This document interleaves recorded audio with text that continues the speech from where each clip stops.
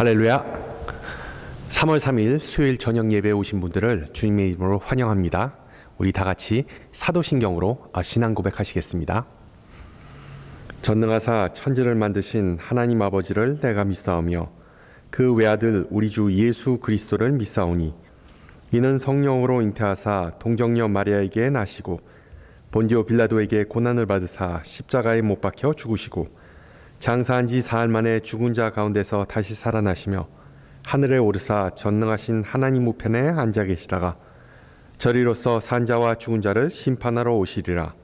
성령을 믿사오며 거룩한 공회와 성도가 서로 교통하는 것과 죄를 사하여 주시는 것과 몸이 다시 사는 것과 영원히 사는 것을 믿사옵나이다. 아멘. 우리 함께 찬송가 438장 예전 찬송가는 495장입니다. 438장 내 영혼이 은총 입어 함께 부르시겠습니다.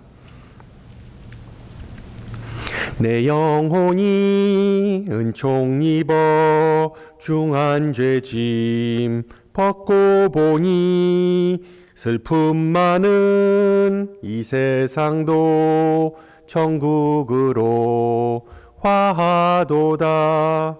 할렐루야 찬양하세. 내 모든 죄 사함 받고 주 예수와 동행하니 그 어디나 하늘나라.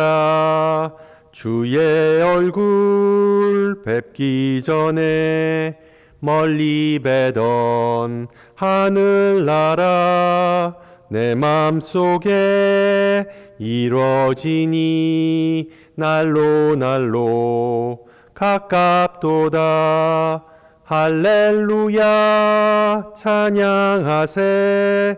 내 모든 죄 사함 받고 주 예수와 동행하니 그 어디나 하늘나라. 높은 산이 거친 들이 조막이나 궁궐이나 내 주 예수 모신 곳이 그 어디나 하늘나라. 할렐루야 찬양하세. 내 모든 죄 사함 받고 주 예수와 동행하니 그 어디나 하늘나라. 아멘. 오늘 하나님께서 우리에게 주신 말씀 에스더서 7장 1절에서 7절 말씀입니다.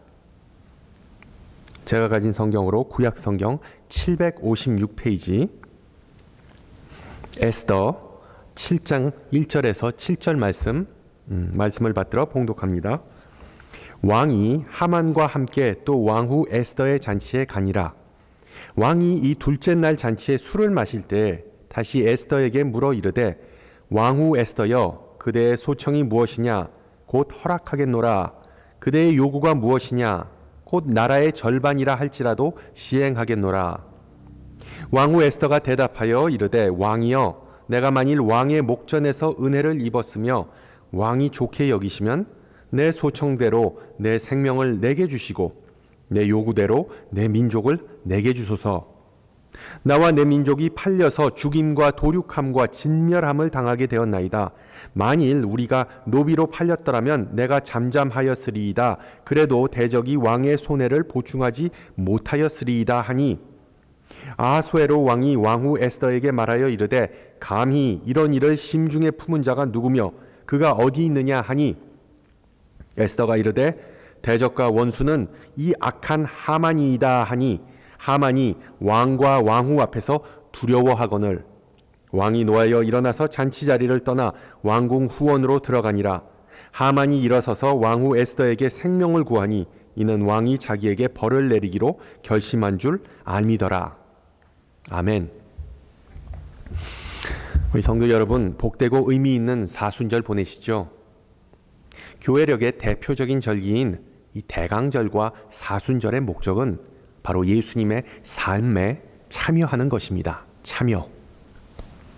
그래서 중요한 것은 어떤 연대기나 역사적 정확성이 아닙니다.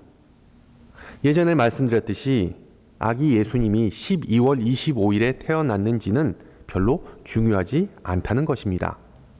절기의 참된 목적은 바로 동일화, 영어로 identification, 동일화이기 때문입니다. 내가 그리스도와 함께 십자가에 못 박혔나니 그런즉 이제는 내가 사는 것이 아니요 오직 내 안에 그리스도께서 사시는 것이라.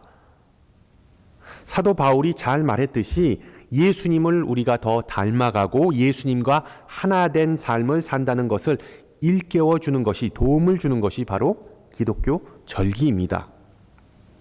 따라서 우리 자신이 누구인지, 바로 하나님의 자녀, 하나님의 백성임을 자각하도록 도움을 주는 것이 바로 우리 신앙인들이 절기를 지키는 목적이죠. 절기를 놓고 보면 우리 그리스도인들은 주로 예수님, 어떤 한 분, 예수님의 생애를 통하여 드러난 하나님의 은혜를 기념하지만 유대인들은 자신들 선조들의 삶을 통하여 드러난 하나님의 은혜를 기념합니다. 따라서 유대교의 각종 절기는 바로 구약에 나타난 이스라엘 민족의 역사, 그 역사와 밀접한 연관이 있습니다. 그리고 유대교인들에게 있어 과거의 사건을 현재로 가져와서 의미 있게 만드는 행위 중에 하나가 바로 각종 절기마다, 그 많은 절기마다 소위 말하는 다섯 두루마리, 영어로는 five megillot이라고 하는데, 이 다섯 두루마리, 구약의 다섯 책을 절기마다 회중에게 낭독하는 것입니다. 예를 들면 6월절에는 여호와 하나님과 이스라엘의 그 사랑의 언약을 기념하기 위하여 아가서를 낭독합니다. 아가서. 최대 절기에, 유대교 최대 절기에 그 낯뜨거운 내용이 가득한 아가서를 읽는다는 것이 참 특이하죠. 그리고 77절, 우리가 말하는 오순절에는 밀수확을 감사한다는 의미에서 룻기를 낭독합니다. 룻기 기억하시죠? 거기서 수확 얘기가 나옵니다. 또한 주전 587년 예루살렘이 바빌론 제국에 의하여 무너진 사건을 기념하는 티샤바에는 에가서, 에레미야 에가서를 낭독합니다. 또한 40년간의 광야에서의 여호와의 인도하심과 보호하심을 기념하는 그 초막절에는 전도서를 낭독합니다. 그리고 지구 곳곳에 흩어진 유대인 디아스포라를 기념하는 부림절에는 바로 오늘 본문인 에스더를 낭독합니다. 참고로 부림절은 지난 금요일이었습니다. 물론 우리 그리스도인들에게 부림절은 메이저가 아닌 마이너한 유대교 절기이기 때문에 거의 아니면 아예 신경을 쓰지 않습니다. 그러므로 이 부림절과 관련된 에스더서도 잘 읽지도 않고 잘 설교하지도 않습니다. 그렇지만 에스더는 사라, 리브가, 라합, 드보라, 룻, 마리아와 같이 위대한 신앙의 여성의 반열에 서 있기 때문에 특히 우리 여자 성도님들의 귀감이 되는 인물입니다. 또한 에스더가 남자 성도들에게도 영감을 주는 이유는 에스더의 삶이 바로 예수님의 삶과 상당히 유사한 부분이 많기 때문입니다. 실제로 에스더서에는 고난, 희생, 용기, 반전, 그리고 구원과 같은 사순절과 부활절을 관통하는 그런 주제들이 드러납니다. 이 주제들을 다시 언급할 예정이지만 에스더서의 내용이 가물가물하신 분들을 위하여 제가 이 시간 간략하게 정리해드리고자 합니다. 이 에스더서의 배경은 바로 바빌론 포로들의 귀환 이후에 페르시아 제국에 남아있던 유대인 공동체입니다. 주전 한 5세기, 그러니까 한 대략 470년경에 아수에로라는 왕이 페르시아 제국을 다스렸는데 그는 막강하고 절대적인 힘을 가진 군주였습니다. 이 페르시아는 중동 지방의 패자였을 뿐만 아니라 동서남북으로 제국을 넓혀가는 그런 정책을 펼쳤습니다. 여러분 혹시 그 300이라는 영화를 보신 분들은 아시겠지만 그 영화에서 페르시아 왕으로 나오는 크세르크세스, 발음하기도 힘드네요. 크세르크세스, 영어로 저시스라고 하는데 이 크세르크세스 1세가 바로 오늘 본문에 나온 이 아하수에로입니다. 아하수에로는 히브리 이름이고 그리고 크세르크세스는 바로 페르시아식 이름이었지만 같은 인물을 지칭합니다. 물론 그 영화에서는 아하수에로 왕이 그 악의 화신, 어떤 잔인하고 괴물 같은 인간으로 묘사되었지만 성경에 의하면 이 아하수에로는 단지 좀 인물이 좀 가볍고 생각이 깊지 않고 귀가 얇은 상당히 기분파였던 그런 사람으로 보입니다. 그래서 자신의 왕비가 마음에 안 든다고 폐위시키고 미인대를 통하여 새로운 왕비를 뽑았는데 온 제국을 통틀어 1등을 한 에스더라는 한 유대인 출신의 여성이었습니다. 그녀의 출신에 대해서는 자신의 사촌이자 후견인이었던 모르드게 빼고는 아무도 몰랐습니다. 그러던 중 모르드게는 왕을 암살하고자 하는 음모를 알게 되어 왕비 에스더에게 전달해주고 에스더는 자신의 남편인 아하수에로에게 그 목숨을 건지게 됩니다. 얼마 후에 하만이라는 고위 관료가 등장하는데 이 사람은 이 능력과 그리고 재력이 있었던 그런 간신배였습니다. 자신에게 고분고분하지 않았다는 이유로 모르드게는 하만에게 찍혀버립니다. 그러자 하만은 제국 내의 위험 요소인 아무개 민족, 특정 집단이 있는데 그들을 즉시 찍어내기 위하여 왕의 칙령이 필요하다고 그 세치혀로 아하수에로를 설득합니다. 물론 하만은 그 집단이, 그 위험 집단이 유대인이라는 언급도 하지 않고 왕은 그 집단의 자세한 정체에 대해서도 궁금해하지도 않습니다. 발등에 불이 떨어진 모르드게는 에스더 왕비에게 도움을 청하고 에스더는 지혜를 발휘하여 왕을 대면하기 위한 복잡한 작전을 짜기 시작합니다. 상당히 위험천만한 계획이었는데 당시에 군주가 내린 명령을 되돌린다는 것은 왕의 위신이 깎이는 중대한 사안이었기 때문이죠. 다행히 에스더의 작전은 성공하게 되고 하만은 자신이 정적들을 제거하기 위해 만든 그 교수대 위에서 나무 위에서 죽임을 당하게 됩니다. 왕이 한번 내린 명령은 되돌릴 수 없었기에 아하수에로 왕은 또 하나의 칙령을 내려서 유대인들이 자신을 스스로 보호할 수 있게 해주고 결국 유대인 공동체는 살아남을 수 있었다는 다소 풍자적이고 희극적인 책이 바로 에스더서입니다. 해피엔딩으로 끝난다고 생각할 수 있지만 이 책의 마지막 부분을 보면 엄청난 그 피해 숙청, 보복, 그리고 폭력이 난무합니다.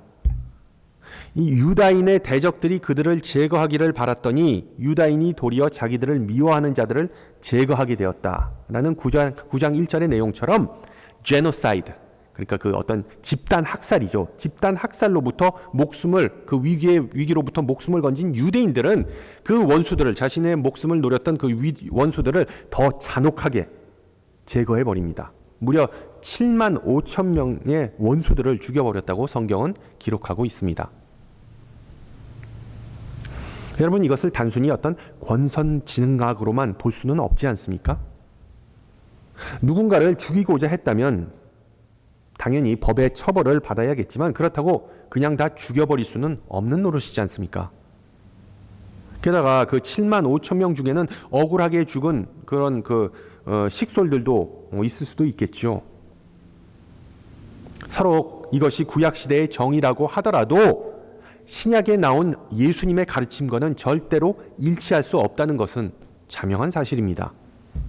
그래서 설교자들도 이 에스더서를 좀 부담스러워합니다. 유대인이든 페르시아인이든 속된 말로 다 그놈이라는 해석이 나올 수밖에 없고 게다가 용서, 자비와 원수 사랑이라는 개념 자체는 아예 찾아볼 수 없기 때문이죠. 물론 에스더서의 결말에 대해 다소 불편함을 느낄 수는 있겠지만 앞서 말씀드렸듯이 에스더라는 이 걸출한 신앙의 인물만큼은 우리가 좀 더 깊게 파고들 필요가 있습니다. 하나님의 부름을 받은 많은 위인처럼 에스더는 어떤 대단하고 비범한 사람은 아니었습니다. 그녀는 고아 출신이었고 운명의 소용돌이에 휩쓸려 자신이 원하지 않았음에도 불구하고 왕궁에서 일평생을 보내야만 했습니다. 남자가 전쟁터로 끌려가듯이 에스더는 후궁으로 차출되면서 인생이 완전히 꼬여버리게 됩니다. 아니, 한 여성으로서의 인격과 인권은 아예 말살돼 버리죠. 비록 왕비가 되었다 할지언정 그를 뒷받침해주는 든든한 배경이 없어서 가부장적인 페르시아 문화권에서는 왕비라는 그 위치가 별 의미가 없었습니다. 그때 혼인은 동등한 위치의 사람이 맺는 오늘날의 결혼과는 전혀 상관이 없었고요. 에스더가 왕비였다는 것은 후궁 중에 으뜸이었다는 의미이지 다른 후궁들에 비해 조금 더 많은 권한과 혜택을 누렸다는 것이지 실제로는 그 에스더는 그냥 얼굴 마담이었습니다. 외신들이 페르시아 왕국을 방문하면 아하수에로 왕이 의존용으로 사용했던 그냥 어떤 허수아비, 마리오네트와 같은 역할을 했던 것이죠. 물론 아하수에로가 에스더를 사랑했다라고 성경은 기록하지만 궁중의 법도는 공과 사를 철저히 구분했습니다. 여성은 남성의 전유물이자 정치에 아무런 영향력도 없었고 그 정치에 기웃거려서도 안 됐습니다. 한마디로 그 당시의 왕비는 그냥 기쁨조와 별반 다를 것이 없었다는 뜻입니다.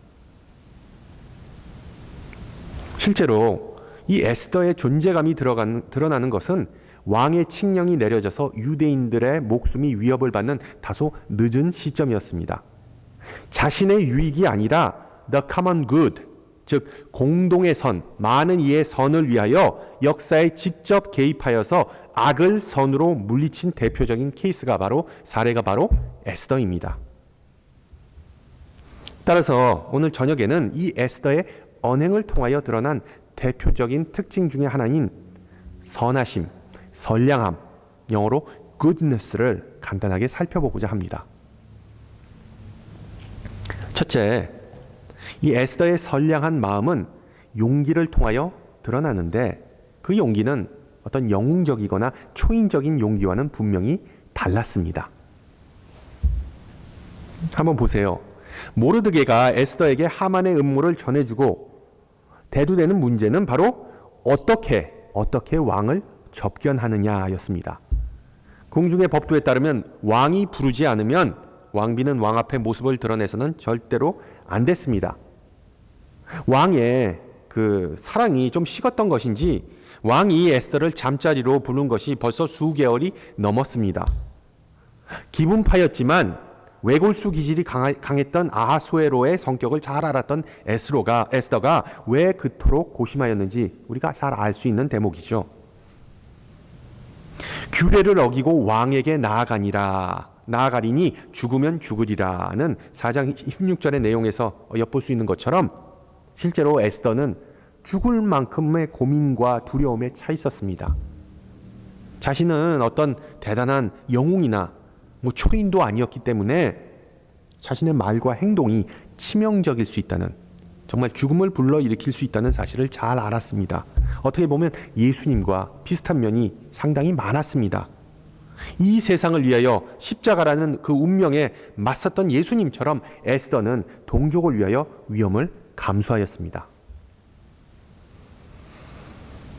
둘째, 비록 자신의 운명이 자신의 손안에 있지 않았지만 하나님은 에스더에게 사랑하는 마음, 선한 마음을 그에게 더하여 주셨습니다.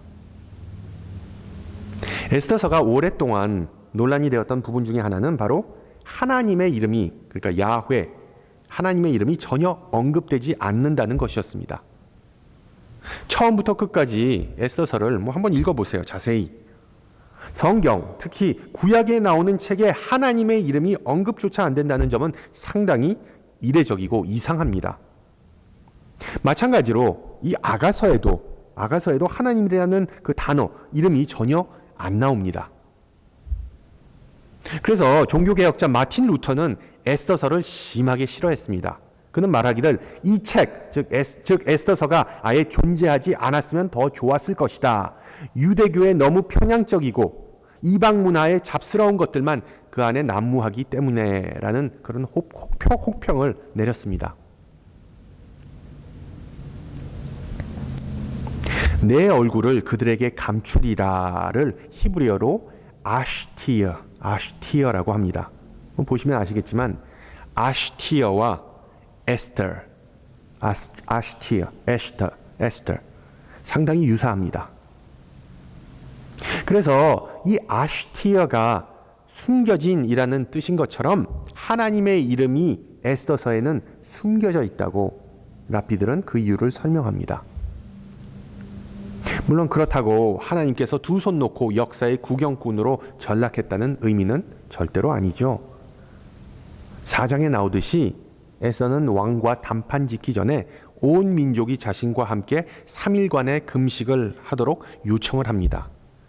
금식의 의미는 인간의 정성으로 하나님의 뜻을 바꾸고 하나님을 조종한다는 그런 의미가 아니라 인간은 연약하고 하나님의 도움 없이는 죽을 수밖에 없다는 일종의 신앙 고백입니다.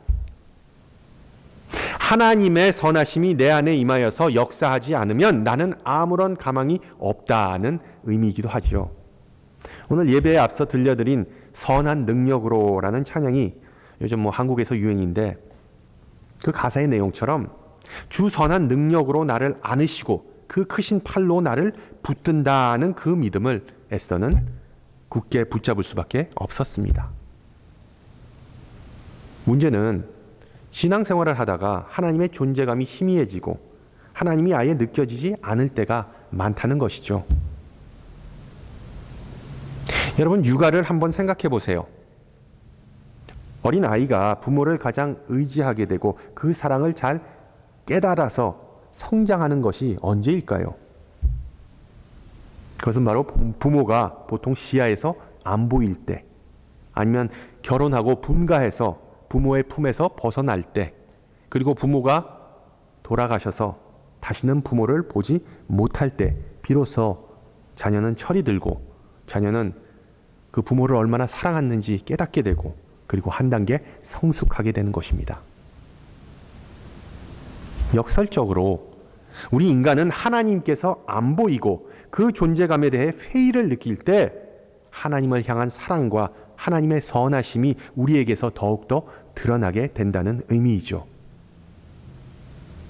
비록 성경이라는 무대, 이 에스더서라는 무대에 등장하지는 않지만 바로 하나님께서 에스더에게 선한 마음을 더하여 주셨기 때문에 온갖 고난과 위험에 처한 페르시아에 살던 그 온 유대 공동체는 하나님을 향한 믿음과 충성심을 그 고난과 역경에도 불구하고 잃지 않고 간직할 수 있었던 것이죠.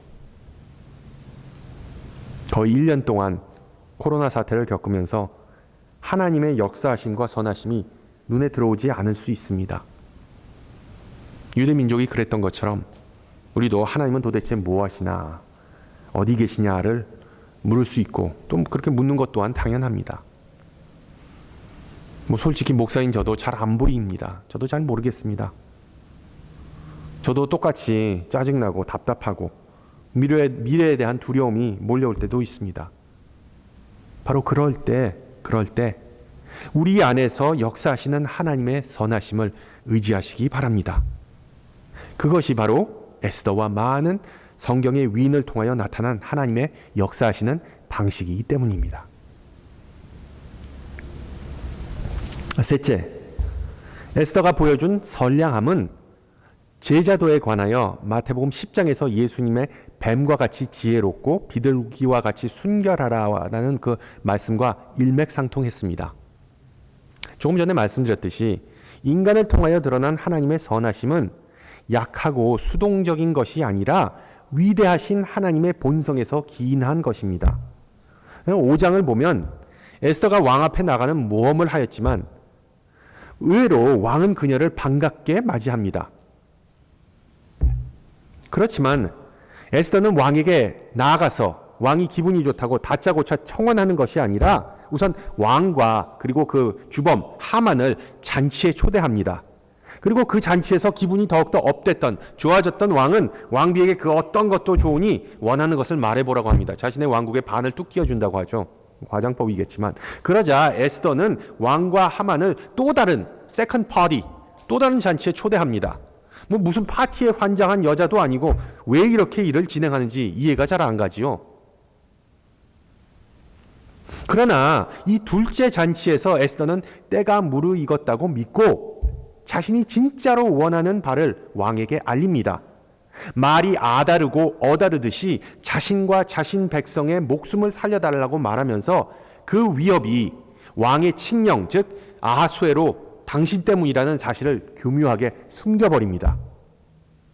그리고 기분파였던 이 왕이 기분이 상하면 안 되니까 보다시피 어떤 목적의식이 분명했지만 방법 또한, 그 왕을 또 접근하는 그 방법 또한, 설득하는 방법 또한 그에 못지 않았다는 사실을 우리는 주목해야 합니다.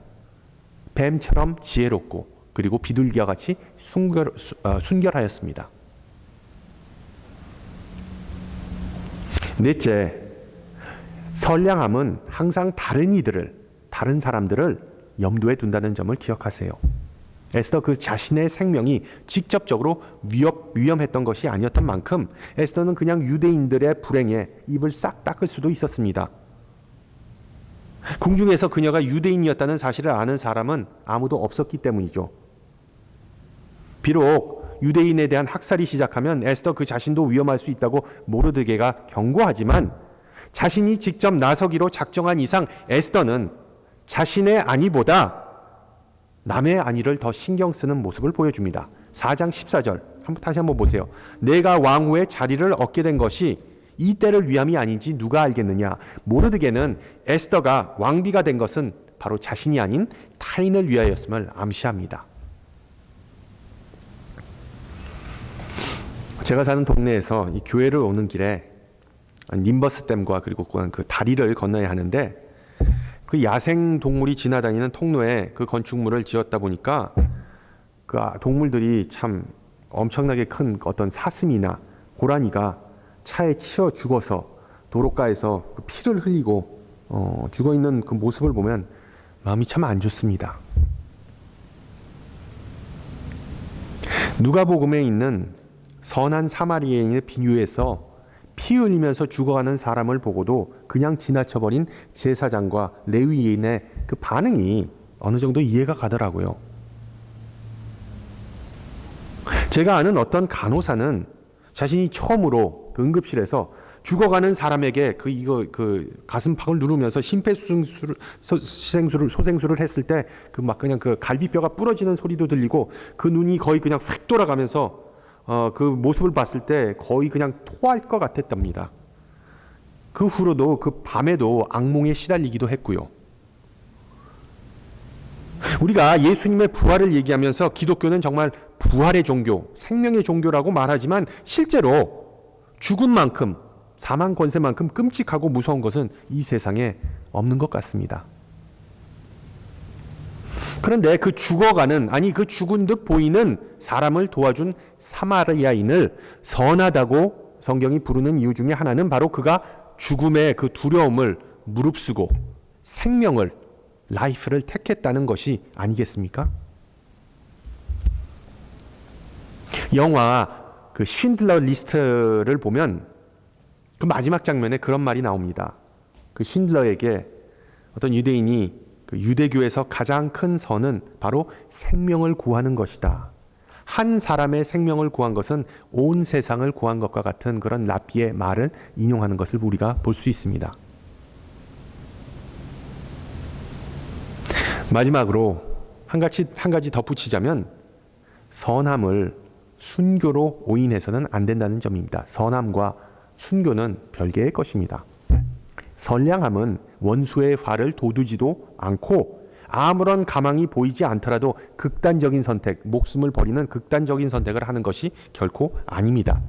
이 에스더의 그 4장 16절의 그 가장 유명한 말, 죽으면 죽으리라라는 말을 무슨 어떤 그 2차 세계대전 당시에 가미카제 특공대의 발언으로 생각해서는 문제가 있습니다. 오늘 본문을 보면 3절에서 7장 3절에서 에스더는 왕에게 내 생명을 내게 주시고 내 요구대로 내 민족을 내게 주소서라고 말합니다. 자신부터 살려달라는 이야기는 나부터 먼저 살고 봐야겠다는 이기적인 의미가 아니라 왕에게 있어 에스더의 목숨이 그 수십만의 유대인들의 목숨보다 더 소중했던 것을 에스더는 잘 알고 있었기에 왕이 먼저 자신에게 은혜를 베풀기만 하면 이스라엘 민족 또한 자연스럽게 보호받을 것을 암시하는 그런 구절입니다. 우리가 잘못 생각하는 것 중에 하나가 예수님께서 겟세마네 동산에서 자신의 목숨을 포기하고 순교할 계획을 세우셨다고 믿는 것입니다.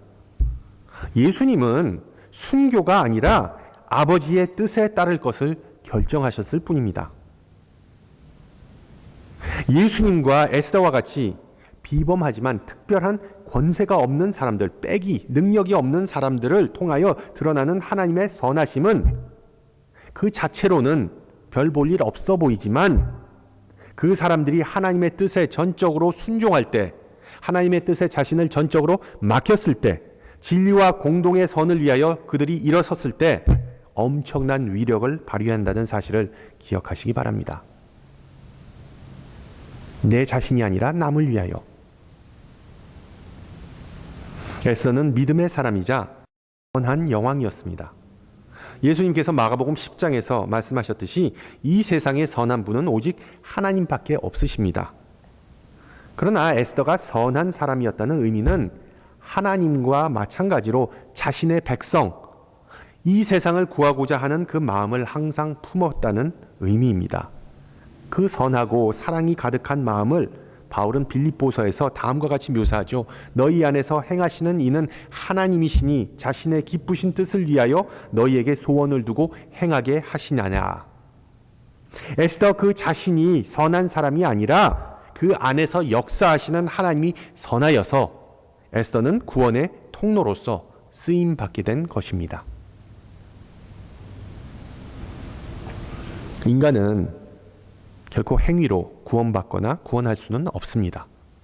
그러나 우리는 에스더와 같이 하나님의 선하심이 우리의 선량함으로 드러내도록 순종하고 결단할 수는 있습니다. 헨리 나우에는 다음과 같이 말합니다. 그러면 우리의 작은 인생은 위대해지고 신비롭게 역사하시는 하나님의 구원에 참여하게 된다. 그것이 이루어지면 우리 삶의 모든 것은 결코 우연이거나 무의미하거나 평범한 것으로 남아있지 않는다. 우리 삶의 가장 의미 없어 보이는 작은 사건도 믿음, 소망, 사랑의 언어를 말하게 되기 때문이다. 라고 언급합니다. 선하신 하나님은 마리아의 고백처럼 비천한 자들은 낮은 자들을 통하여 위대한 계획을 세우시는 분이십니다. 따라서 저와 여러분 모두를 통하여 하나님은 이 세상을 변화시키시고 고치시고 구원하신다는 그 믿음을 간직하시기 바랍니다. 평생 아프리카에서 환자들을 돌본 알베르트 슈바이처 박사는 아프리카에 대한 사랑을 담은 그 묘비명으로 만약 식인종이 나를 잡아먹으면 나는 그들이 이렇게 말하기를 바란다. 우리는 슈바이처 박사를 먹었어. 그는 끝까지 맛있었어. 영어로 He was good to the end. 그리고 그의 끝도 나쁘지 않았어. His end was not bad. 물론 이것은 슈바이처 박사님의 그 어떤 마지막 순간의 어떤 그 유머죠. 언어 유희죠. 즉 슈바이처는 선교사로서 자신이 섬긴 그 일평생 동안 끝까지 멋지고 정말 맛있고 선한 삶을 살기를 원하였다는 의미입니다. 물론 우리는 에스더나 슈바이처처럼 극단적인 상황에 부닥쳐지지 않을 가능성이 더 큽니다. 그냥 평범하고 조용한 삶을 살다가 하나님의 부름을 어느 날 받을 가능성이 더 크겠지요. 우리가 어떤 소명을 받았던, 어떤 삶을 살던, 어떤 상황에 처했던 중요한 것은 하나님은 우리가 선하고 거룩한 삶을 살기를 원하신다는 것입니다. 특히 이번 사순절 동안 성령께서 우리의 마음을 빚으시고 능력 주시어 우리 안에서 역사하시는 주님의 선하심의 증인들로 거듭나시기를 주님의 이름으로 축원합니다. 우리 함께 기도합니다. 은혜의 하나님, 비록 뿔뿔이 흩어졌지만 함께 말씀을 나누는 이 시간을 허락해 주셔서 감사합니다.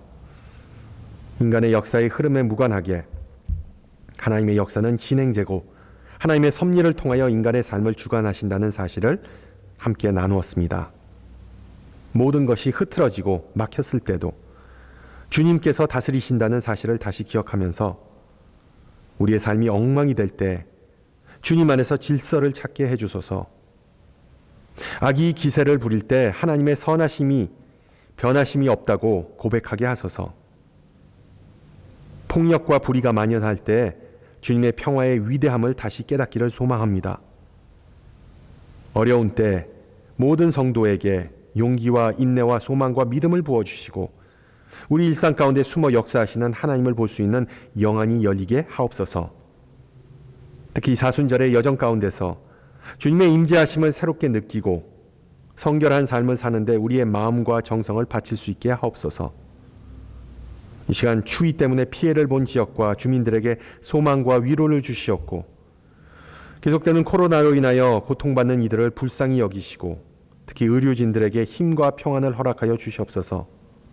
질병과의 싸움에서 그리고 영적인 전투에서 느슨해지지 않고 항상 깨어 기도하는 주님의 백성을 인도하고 보호하여 주시옵소서. 우리 함께 주님 가르쳐 주신 기도합니다. 하늘에 계신 우리 아버지여, 이름이 거룩히 여김을 받으시오며 나라의 임하옵시며 뜻이 하늘에서 이룬 것 같이 땅에서도 이루어지이다.